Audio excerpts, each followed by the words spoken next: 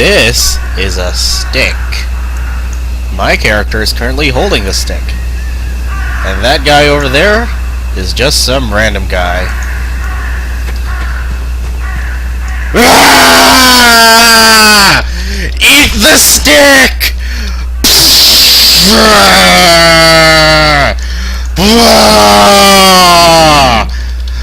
This is the ultimate stick! No stick can do what this stick can do, because this is an $11 stick! I have no idea what I'm doing. Alright, so, I'm Calabar Zero, and this is Age of Wushu, as you can probably already tell from, like, the crazy intro video I did. I've already started, like, logging into the game. I've already, like, begun messing around with, the characters and, like, all the different things you can do in the game. And it's actually kind of interesting. This is an open world, fully PvP, sandbox MMO, and it's actually kind of fun, but it's also rife with problems, and I will get into that. Age of Wushu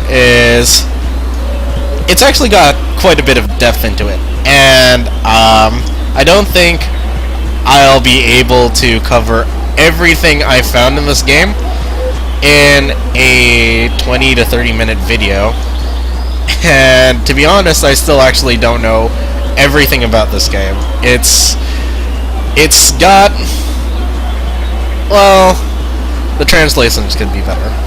That's what I can say about this game. So, one of the interesting things I found about this game is that there's actually no classes. There's only skills. There are sort of like pseudo classes though, and they come in the form of schools. And what these schools are they're like giant clans almost, but they sort of like begin to define your character a little, I guess. What they do is when you join a school, they give you a passive skill called an inner and a set of offensive skills. So the school that I joined is actually called the Royal Guards, and they're actually an evil school, which means that, well, to me it means that there's no rules, but I think story-wise they actually like go around oppressing all the different people in the world of Age of Wushu. And they're kind of like the Dark Knights of Age of Wushu. They have a lot of health, and they have a lot of damage from what I can tell, but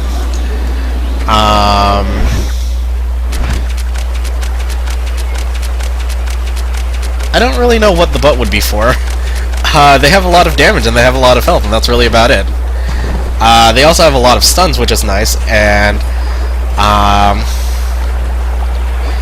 I guess I haven't really found any drawbacks yet. I haven't gotten that far into the game, unfortunately.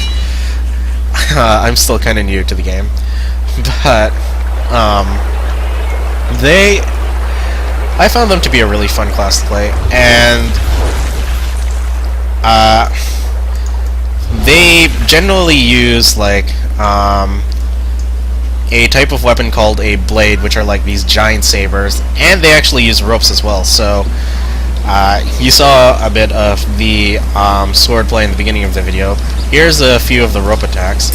You get to like pull people, and you get to swing your rope around like a giant whip kind of thing, and it's fun. It's a nice little range set.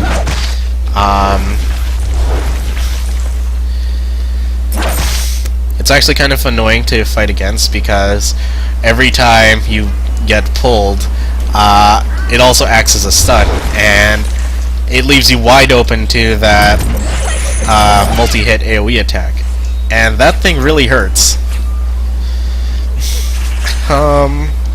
So that's how the Royal Guards play. Each school has like a different style of play. Like, another school that I've seen in the game is the Wudang school, and they're about having lots of health, lots of self-healing. They're like the paladins of Age of Wushu, sort of like the opposites of the Royal Guards, I guess. Maybe not, but if the Royal Guards are like the Dark Knights of Age of Wushu, the Wudangs are like the paladins of Age of Wushu. That's how I've seen it, and really all the schools have like vastly different play styles, and and that's really about it. Oh, you also unlock like meridians, which are these stat boosting things. I I don't really know how to like how which ones are better for which schools. I just know that they boost your stats by a lot, and if you want to be strong, you have to level these. But like I said, there's also no classes, and that means you actually have the option of not choosing a school. And what that basically means is you won't get the benefits of being in like a giant sort of faction. You won't have access to like the school channels. You'll just be wandering around on your own without any help. But that also means like you'll have complete absolute freedom. A lot of the schools have a lot of rules, and usually those rules would include things like no PKing or no dressing in a certain way or some ridiculous other things. And if you break enough rules, you'll actually get hit with a massive debuff, and the only way to get rid of that is to sit in your school and I guess like basically just wait until your discipline value goes down. And that's never fun, because that means you have to leave your PC on for what could be hours or even days if you broke enough rules. And that would be a pain. But if you were to not join a school, you wouldn't be restricted by those kinds of rules. You can do whatever you want, you can help whoever you want. And just in general, you can just be whatever you want. There are huge downsides to this, of course. Like, being in a school gives you access to some of the most powerful skills in the game. They give you access to the most powerful inners in the game, which are those passive skills which are like these passive skills that boost your stats and generally just define how strong your character is. And it's basically just really hard not to be in a school, because you're missing out on all of these bonuses and benefits. But the option is there for those who like a challenge, and I think it's kind of cool that they offer that kind of thing.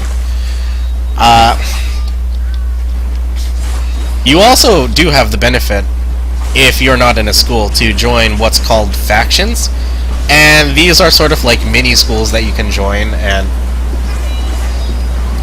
if you spend enough time in them, you can actually like permanently learn their skills. Oh, that's another thing I should mention. If you leave a school, which you can do, by the way, you permanently lose all of the skills you learned in that school, and if you come back to that school, you have to start all over from like the bottom again. And the reason for that is because being in a school is a big decision, and they don't like want people changing schools very often, from what I've heard. So they've put in like a lot of punishments for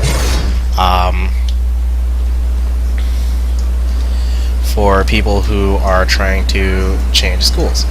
Okay, so this is an interesting thing. These are Age of Wushu has these things called random encounters, and what these random encounters are basically, well, these sort of dynamic events that just randomly occur while you're doing stuff. So, like, I killed this guy, therefore I got this Art Double Guide random encounter, which is basically like, I'll get sent in here, and I basically have to fight myself, and this random devil thing. It's a really hard fight. I don't think I'm gonna win. In fact, I kind of regret going in here now. But you can't actually bring your friends in here, so I'm actually gonna try and do that. Let's invite everyone.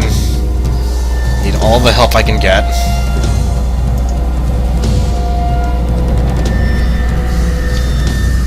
My friends list is so empty.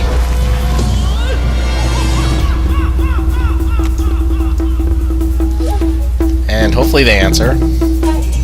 Nope, they don't answer. So, these are the kinds of like random events that you can encounter in the world. Reminds me of RuneScape a little, where certain actions will randomly like start certain things from happening. And that guy refused my help.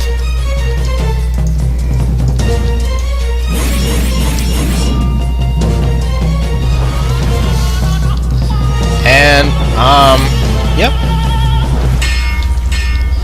So we're gonna try and, like, beat this random encounter. We're already dying. Oh god, I can't move. That's not lag, that's one of those debuffs here. Okay.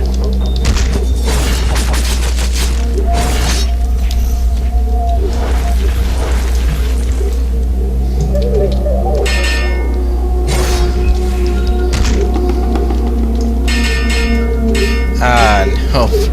Well, it was a good try. We can keep doing this, but they fully heal every time you die. So, when you do these random encounters, you usually get like really good rewards from them. In the case of this particular random encounter, you can get like some really powerful gear and pills that will actually help you level up your skills to help you do more damage. Leveling up in this game isn't very traditional. You don't just kill monsters and gain EXP and you just level up like that. Instead, what happens is you have to wait for a certain period of time while your, I guess, EXP meter goes up. They call it cultivation in this game, so I'll just refer to it as that from this point forward. So you have to wait until your cultivation meter fills up, and when it fills up, you gain 1 level. There are a lot of ways to speed this up, of course, and one of the ways is to do this thing called team practice. And what team practice is you and 9 of your friends get together and you all do like this cool sort of like meditation dance thing. Alright, we're gonna return to town because this is impossible. So you and 9 of your friends go and do this dance thing, and you have to input a set of commands in a short amount of time. And if everyone does it, and no one like misses their turn, or no one like and everyone just like gets their I guess command thing right, then you all get a bunch of cultivation points at the end, and that greatly speeds up the amount of time that you can that it takes to actually like level up the skill. So this is the dance I was talking about. These people are doing team practice, and as you can tell, well, actually, you can't tell, but so it's this guy's turn. He has to like input a set of combinations, and after he does, everyone gains cultivation points. And when they finish the whole dance sequence thing, and everyone's had like their 2 or 3 turns, then everyone gets the huge boost in EXP, and that's really how you level up in this game. So one of the problems I actually have with this game, though, is the fact that the translations are pretty bad. It's very hard to find information about various things in this game, like how do I join a certain faction, or what do half of these skills mean, or what do these stats do. The forums helps, but there isn't very much information on the forums, and a lot of the time the information is outdated, so that's usually a problem. I find that the tooltips are very cluttered with needless things. Like, here's an example of one of the descriptions for a skill.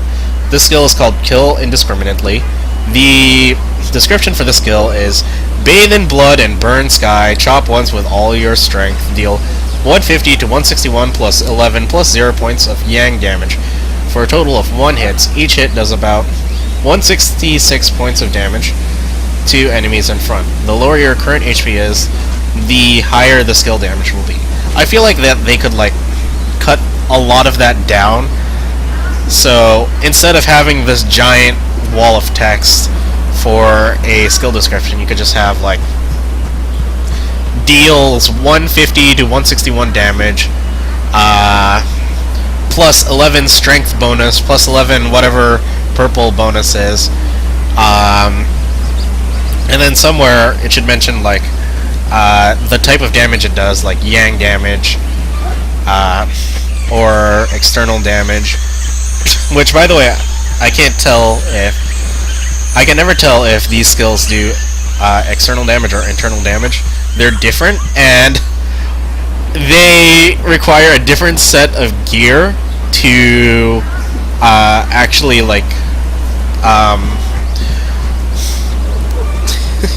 they require a different set of gear to, I guess, optimize, and that causes problems for me because like you'll have 2 skills using the same weapon. One will do internal damage, one will do external damage, and you can't tell until you just start noticing that your damage goes up once you start equipping different types of items. And I really feel like they should have a way of showing that. Here's some guy trying to PK me already. Let's fight to our deaths, because we have no choice. This guy is stronger than us, because we are noobs.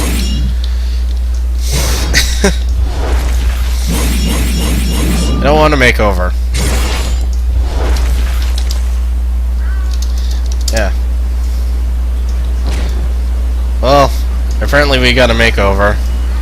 I don't really want to make over. I still feel like this guy's gonna try and kill us. This is an open world PvP game. New face, what's that mean? Nothing has changed. Nothing has changed. Our character still looks the same. Alright, well, whatever. The crazies will be crazies.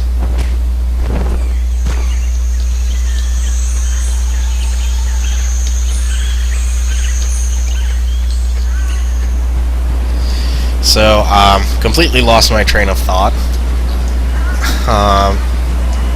That guy is still following us, or girl. Alright, we're gonna fight back. I don't think we're gonna win, but we're gonna fight back anyways.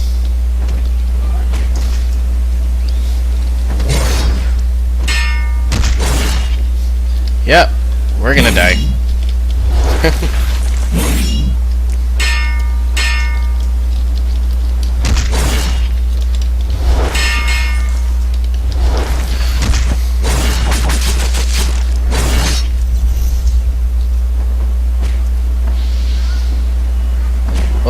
we go. We're dead.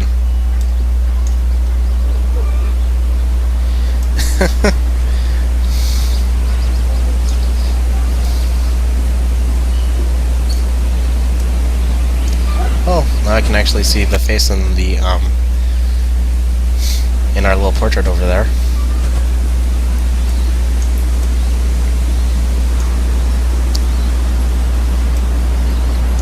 Ah, that wasn't so bad. It's only a flesh wound.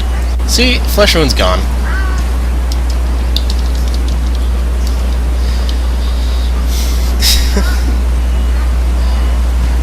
Well, good job. You changed our face really well. So that's an example of the open world PvP system. Anyone can attack you anywhere at any time, and oftentimes people will actually just be a lot stronger than you. Oh, what's this? Brotherly hug. Oh, that's nice. I want to do emotes like that. Oh, we're getting something too. And our inventory is cluttered with stuff.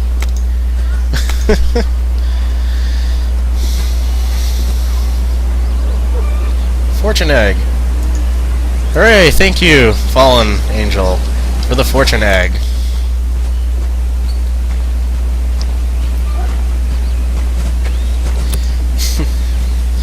So, as I was saying, usually people are stronger than you. And more often than not, people will actually have better skills than you. Which kind of brings me to another complaint. There are skills in the cash shop that you can actually buy, and one of these things, an example of this is the Marshall Saint gift box here. These skills are usually very easy to use, very easy to level up, and they're just in general stronger than some of these skills that you can attain in game. And I actually think that's kind of silly because, well, pay-to-win arguments and such. And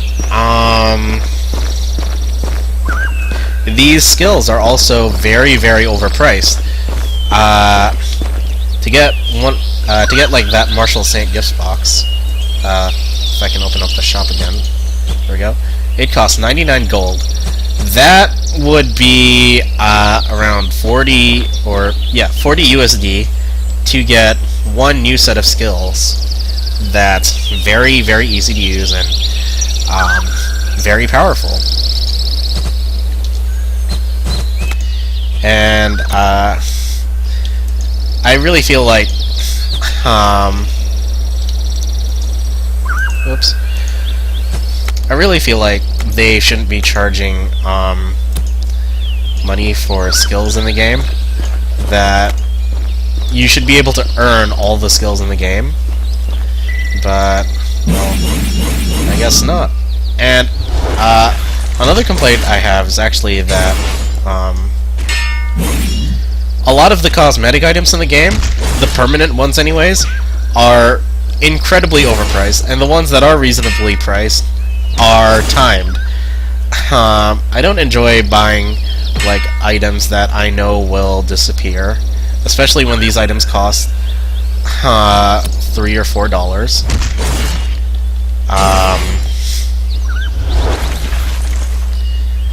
And I feel like with the permanent items, you should be able to view them. I